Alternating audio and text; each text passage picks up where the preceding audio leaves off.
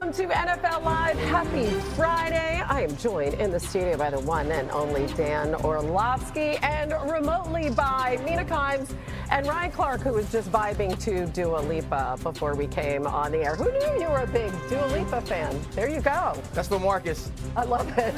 Shout out to the flu. Shout out to the flu. All right, shout out to the 40-somethings, you guys. How about this game last night, people. Right? Goodness gracious. Joe Flacco, Aaron Rodgers, Bengals, Steelers, and with the Bengals trailing 10-0 with under 5 minutes left in the half, Flacco finding Jamar Chase. Yeah, I love the fact that they cut a split down, create that one-on-one. Him and Jalen Ramsey just competing for the ball. Jamar finds a way to go chase it down. Yeah. Joe Burrow loving it. 16 catches, Bengals franchise record, and T. Higgins getting into the act, too. This is just another essentially one-on-one route, a three-step slant. Higgins in the middle of space, touchdown. All right, so it's a 2nd and 13 from the 44. Next drive for the Steelers. Rodgers sends it to DK Metcalf, but what a play by DJ Turner. I think DJ Turner's become like one of the best corners in football. It's a pretty impressive pick with the size of DK. All right, now the Steelers are trailing 20-10, and this is just a dime to Pat Freiermuth. The throws that both these quarterbacks made last night, pretty impressive. That Bender versus two high safeties, beautiful. That was really fun to watch. 2nd and 20 from the 32. He finds Freiermuth again. This is just a huge play. 68 yards for the TD. That guy's 41 or 42 years old doing that. 2.5 minutes left in the fourth quarter. Moves out to his left. Throws an absolute dart to Freiermuth. Look at this. I mean, this is 15, 20 years ago looking Aaron Rodgers. Just an unbelievable play. And it feels like the Steelers, as poorly as they played for stretches, might find a way to pull it off. Yeah, but it was 2 minutes and 21 seconds left when they took that lead. And here goes Flacco right after the 2-minute warning, finding Chase. Jarring to watch that final drive. I mean, easy completion to Jamar Chase. Easy completion to Jamar Chase. And then it's T. Higgins one-on-one once again versus Jalen Ramsey.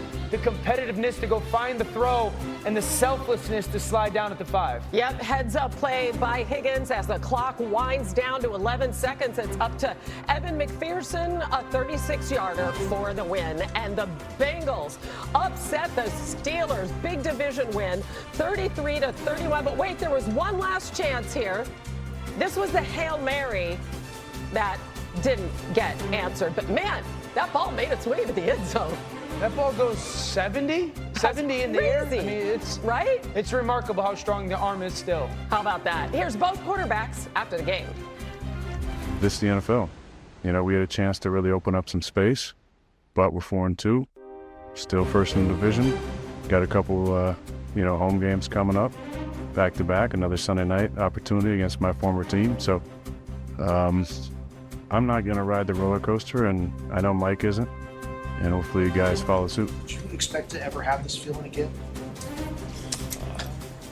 It's a good question. I didn't feel like it felt like I might not, to be honest with you. So, it's pretty special. Well, RC, now we know why Mike Tomlin didn't want him traded to the Bengals. That had to hurt your heart, the way the Steelers played defense in that one. Yeah, it definitely made me hate the Cleveland Browns more than I already hated them.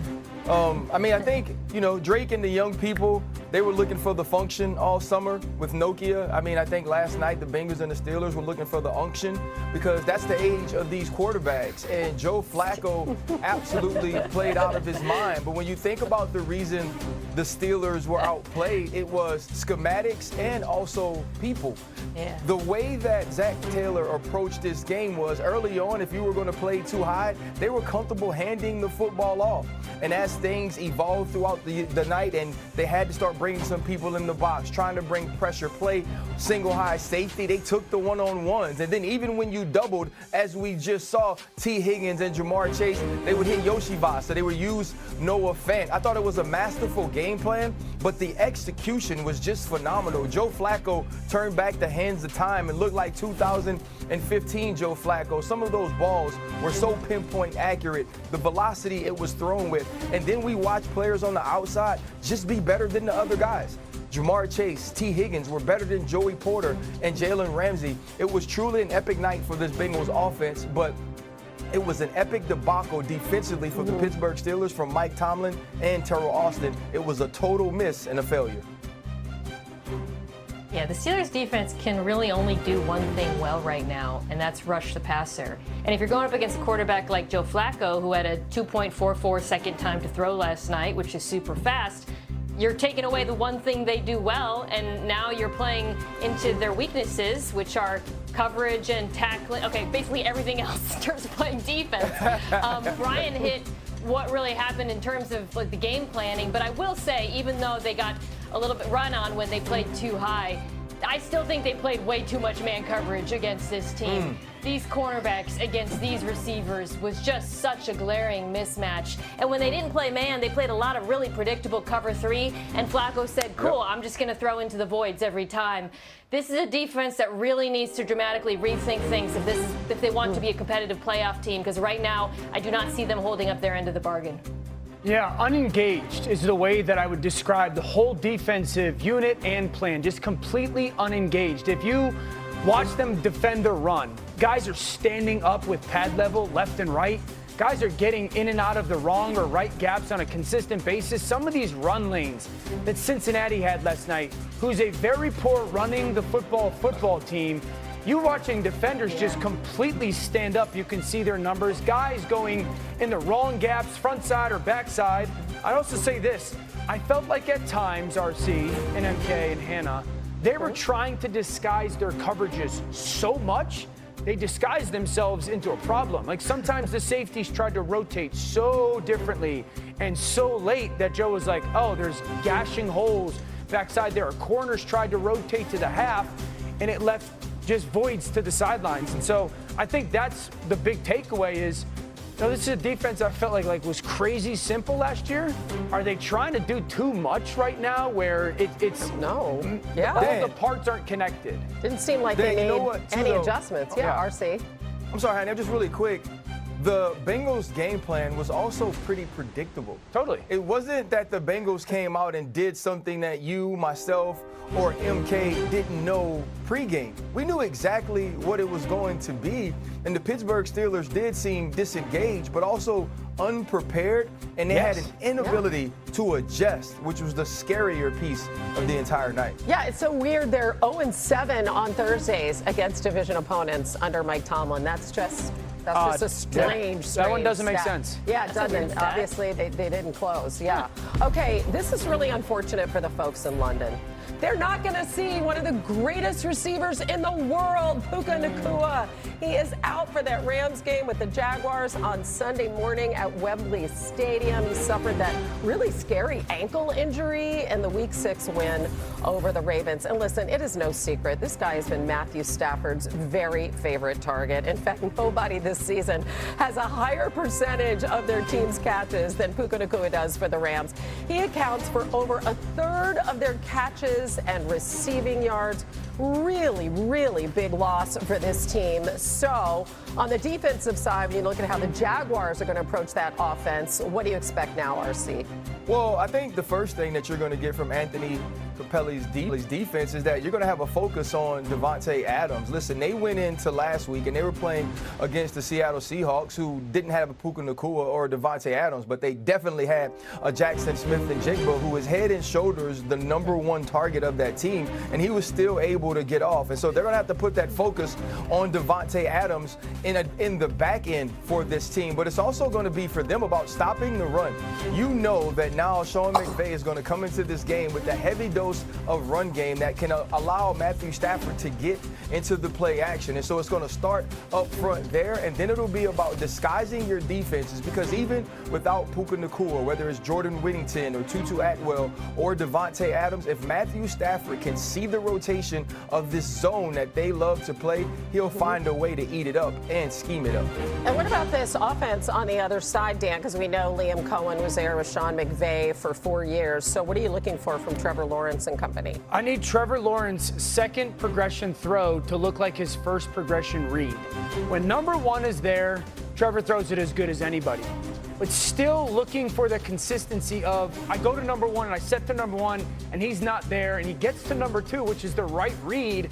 I want the throw to look like he's the #1 read, meaning I want it to come out with consistency. I want it to come out with conviction. I need the ball placement to be premier. This is a defense in LA that it's going to give you completions. It's not an overly aggressive one. They play with the proper leverage, but they're not an incredibly attacking one. And when Trevor has to kind of move his feet or kind of get to that second or third progression, mentally you can tell he's getting there. I need physically it to match as well. Yeah, and for that to even happen, they got to do a better job protecting Trevor than they did against Seattle. And for me, against this particular defense, that really starts with handling the Rams' 5-man rush, which has been really good all year and was excellent, I thought, against the Ravens. Look here, you got Josiah Stewart lined up inside Jared Verse. So Jared Goff gets a one-on-one versus the tackle to force the incompletion. They use this constantly to get one-on-ones. Here, they're showing an all-out blitz, but then the two edge rushers drop into coverage. So this time, Cam Curl gets a one-on-one, and Cooper Rush goes running. Finally, this is just a 4-man presentation, but they're going to add on a backer in this case, and once again, you get that one-on-one for Jared Verse.